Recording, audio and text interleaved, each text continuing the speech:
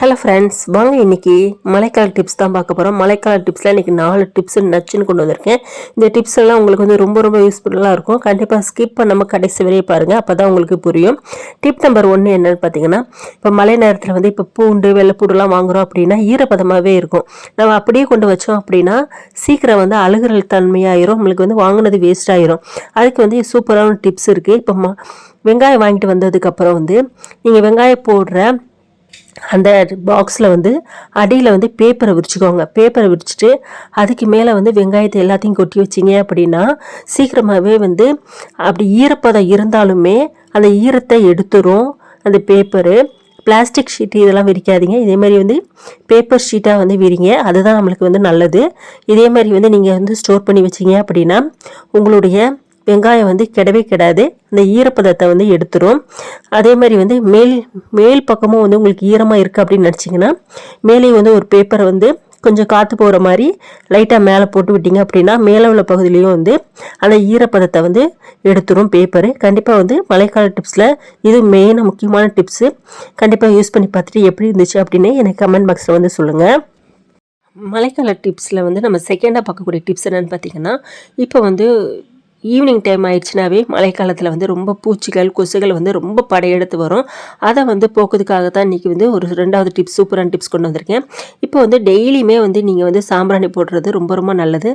சாம்பிராணி போட்டாவே வந்து பூச்சிகள் அதே மாதிரி கொசு எதுவுமே வராது. அந்த சாம்பிராணி போடும்போது நீங்கள் வந்து பூண்டோட தோல் இருந்தால் அதையும் சேர்த்து போட்டுருங்க. அந்த ஸ்மெல்லுக்கு வந்து பூச்சிகளும் கொசுவும் வந்து வீட்டு பக்கத்துலேயே வரவே வராது. அதே மாதிரி வந்து நம்ம இந்த தோலை வந்து போடும்போது ரொம்ப நேரம் வந்து புகையோ இருக்கும், புகை வந்து நல்லாவே வரும். பாருங்கள், ஈவினிங் டைமில் வாசப்படி பக்கத்தில் வச்சுட்டிங்க அப்படின்னா கொசுக்கள் பூச்சிகள் எதுவுமே வராது. நம்ம வந்து மழைக்காலத்தில் கொசுக்கள்லேருந்து பூச்சிகளை வந்து நம்மளை வந்து பாதுகாத்துக்கலாம். கண்டிப்பாக யூஸ் பண்ணி பாருங்கள். மழைக்கால டிப்ஸில் வந்து நம்ம வந்து 3வது பார்க்கக்கூடிய டிப்ஸ் வந்து ரொம்ப யூஸ்ஃபுல்லான ஒரு டிப்ஸு. மழைக்காலத்தில் பார்த்திங்கன்னா மெயினாக வந்து நம்ம அதிகமாக யூஸ் பண்ணுறது என்னென்னு பார்த்திங்கன்னா மேட்டு வந்து நம்ம வந்து அதிகமாக யூஸ் பண்ண மட்டும் இல்லாமல் அடிக்கடி வந்து மேட்டை வந்து மாற்றிக்கிட்டே இருப்போம். நம்ம வந்து அடிக்கடி கடையில் போய் புது மேட்டாக வாங்கிக்கிட்டே இருக்க முடியாது. அதுக்கு தான் சூப்பரான டிப்ஸும் கொண்டு வந்திருக்கேன். இந்த டிப்ஸை வந்து மழைக்காலத்தில் ஃபுல்லாக நீங்கள் யூஸ் பண்ணிங்க அப்படின்னா அடிக்கடி மேட்டை மாற்றணும்னு அவசியமே கிடையாது. இப்போ பாருங்கள், என்கிட்ட வந்து ஒரு வேஸ்ட்டான ஒரு டவல் வச்சுருக்கேன். நீங்கள் வந்து உங்கள்கிட்ட கிழிஞ்ச ஒரு பெட்ஷீட் இருந்தால் கூட நீங்கள் எடுத்துக்கலாம். உங்களோட மேட்டோட சைஸுக்கு அளவுக்கு ஏற்றாப்புலன்னு எடுத்துக்கோங்க. பாருங்கள், இப்போ 2 மடிப்பாக இருக்கிற மாதிரி நான் வந்து ஒரு டவல் வந்து எடுத்திருக்கேன். இப்போ நான் என்ன பண்ண போகிறேன் பார்த்திங்கன்னா, நம்ம வீட்டில் வந்து தேங்காய் நார் இருக்குது பாருங்கள், அதை வேஸ்ட்டாக கீழே தூக்கி போடுவோம். இனிமேல் அதை கீழே தூக்கி போடாதீங்க. உங்கள்கிட்ட இருக்கிற தேங்காய் நாரை வந்து எடுத்து வச்சுக்கோங்க. இப்போ எடுத்து வச்சுட்டு அதை வந்து என்ன பண்ணணும் அப்படின்னா, அந்த தேங்காய் நாரில் வந்து நல்லா வந்து பிரித்து விட்டுக்கோங்க. தேங்காய் நாரை நல்லா வந்து பிரித்து விட்டிங்க அப்படின்னா அது வந்து நல்லா பிரிஞ்சு வந்து நிறைய தேங்காய் நார் வரும் நம்மளுக்கு. இப்போ வந்து இந்த தேங்காய் நார் ஃபுல்லாத்தையும் வந்து நம்ம எடுத்துகிட்டு இருந்த அந்த டவலுக்குள்ளே வந்து ஃபுல்லாக நிரப்புற மாதிரி நிரப்பி வச்சுக்கணும்.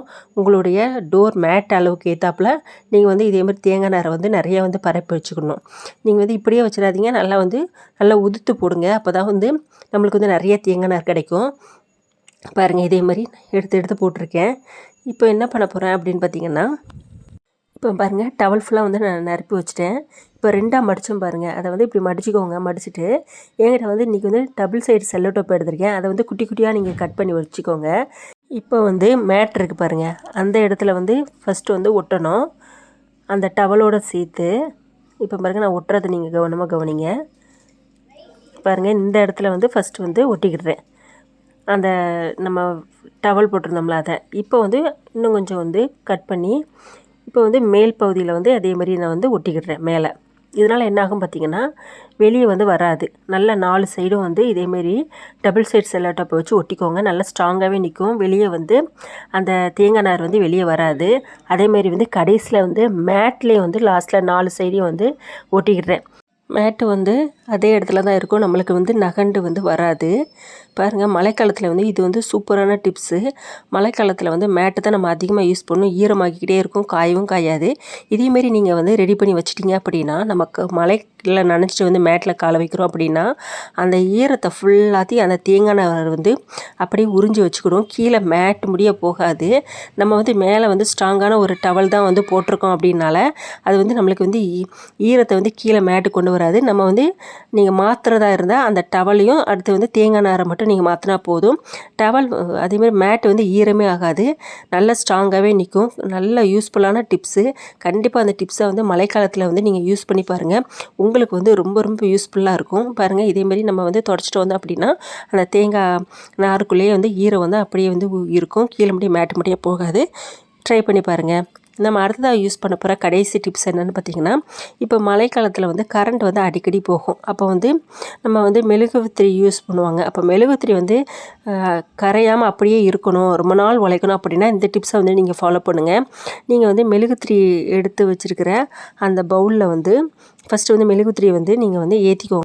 ஏற்றுனதுக்கப்புறம் நீங்கள் வந்து கொஞ்சோண்டு வந்து அந்த பவுலுக்குள்ளே தண்ணி ஊற்றி விட்டீங்க அப்படிங்கன்னா ரொம்ப நாள் வந்து மெழுகுத்திரி நீண்ட நாளைக்கு வந்து உங்கள் மெழுகுத்திரி வந்து உழைக்கும். கண்டிப்பாக வந்து மழைக்காலத்தில் இந்த டிப்ஸ் வந்து உங்களுக்கு ரொம்ப ரொம்ப யூஸ்ஃபுல்லான டிப்ஸு. இந்த டிப்ஸ் எல்லாத்தையும் வந்து நீங்கள் யூஸ் பண்ணி பார்த்துட்டு எப்படி இருந்துச்சு மழைக்கால டிப்ஸு அப்படின்னு எனக்கு கமெண்ட் பாக்ஸில் சொல்லுங்கள். பாருங்கள், இப்போ வந்து நான் தண்ணி கொஞ்சோண்டு ஊற்றுறேன். அதிகமாக ஊற்றணும் அவசியம் இல்லை, அடிப்பாகத்தில் மட்டும் கொஞ்சோண்டு தண்ணி ஊற்றிக்கோங்க. இதனால் உங்கள் மெழுகுத்திரி வந்து நீண்ட நாள் உழைக்கும். இன்றைக்கி போட்ட டிப்ஸ் வந்து ரொம்ப பயனுள்ளதாக இருக்கும். இந்த வீடியோ உங்களுக்கு பிடிச்சிருந்தா என்னுடைய சேனலுக்கு வந்து லைக் பண்ணுங்கள், ஷேர் பண்ணுங்கள், கமெண்ட் பண்ணுங்கள், சப்ஸ்கிரைப் பண்ணுங்கள். மறக்காமல் பெல் பட்டனை கிளிக் பண்ணி விட்ருங்க. இன்னும் நல்ல நல்ல வீடியோவோட உங்களை நான் அடுத்தடுத்த வீடியோவில் உங்களை வந்து மீட் பண்ணுறேன். Thank you friends.